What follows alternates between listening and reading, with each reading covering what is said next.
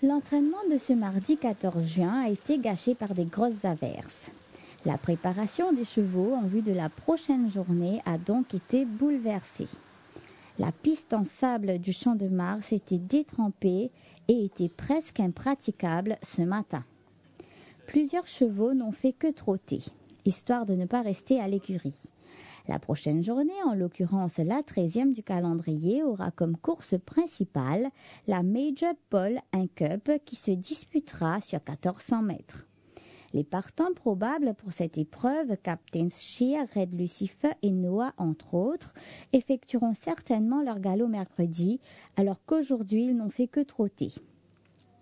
Red Lucifer et Captains Shear sont les favoris logiques de cette épreuve. Parmi les chevaux qui ont laissé une bonne impression lors de leur travail léger, on retrouve Piquet. Ce coursier reste sur 2 bonnes deuxièmes places. La victoire semble proche pour lui. Samedi, il pourrait être aligné dans la 4e course qui se disputera sur 1365 mètres. Il est un sprint type qui revient souvent de loin et refait beaucoup de terrain en ligne droite. Il se fera valoir au finish. La 3e épreuve de la 13e journée, la Republic of Slovakia Cup, se disputera sur 1850 mètres et sera réservée aux chevaux ayant un rating de 40 à 24. John de l'écurie Mervin sera probablement de la partie. Victorieux à sa dernière tentative sur le même parcours, il part avec des bonnes chances. Ce cheval est un changed horse cette saison, il s'est toujours montré régulier depuis qu'il est à l'écurie Mervin. On retrouvera peut-être East Coast Gold dans la 5e course sur 1600 mètres. N'avait pas démérité quand il avait pris la 2e place derrière Checado sur 1850 mètres. Toujours de l'arrivée, il n'a rien fait de mal cette saison, il reste à craindre. Sinon, Inside Out avait renoué brillamment avec le succès lors de sa dernière incursion. Cette semaine, il tentera probablement de défendre les couleurs de son écurie dans la René Mingard Cup, course qui se disputera sur 1400 mètres. Il semble avoir retrouvé son poids de forme, il aura une belle carte à jouer. Même si la pluie a bouleversé quelque peu les plans des écuries, à l'établissement Mervin, les chevaux ont travaillé comme prévu. Ce n'est certainement pas la pluie qui fera reculer Pleasing Dancer qui a, malgré la piste, effectué son galop sous la selle de Mark Pigus. Il a travaillé librement et a enregistré les temps séquentiels suivants.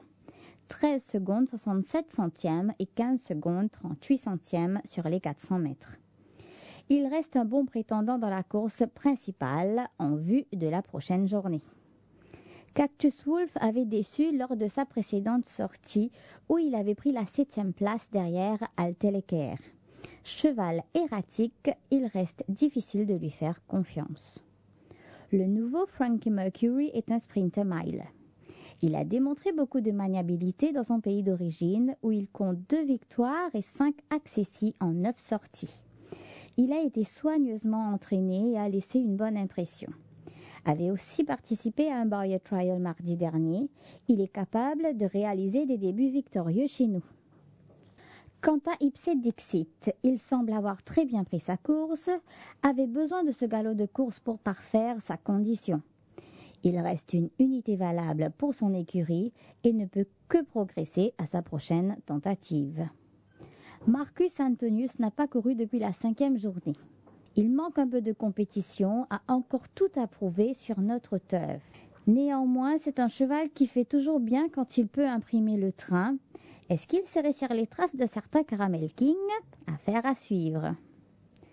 The Money Is Yours n'a lui pas couru depuis la première journée. Il tarde à retrouver sa forme de l'année dernière, devrait progresser d'abord.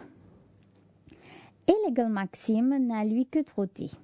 Semble avoir très bien pris sa course où il a montré le bout du nez en prenant la 2e place derrière Alvaro.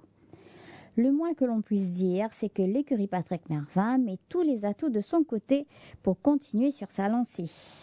Sinon, j'attirerai votre attention sur Electric Lightning. Ce cheval n'a pas démérité la dernière fois en terminant 3e derrière son compagnon d'écurie Inside Out, et ce après avoir été quelque peu gêné. Il est à suivre avec ses géants. Pour terminer, sachez que Bitrade a désarçonné son apprenti jockey Krish Gandhauri ce matin, pour ensuite s'échapper seul. Il a fait 2 tours de piste en sens inverse pour ensuite s'arrêter près de la porte une fois fatigué.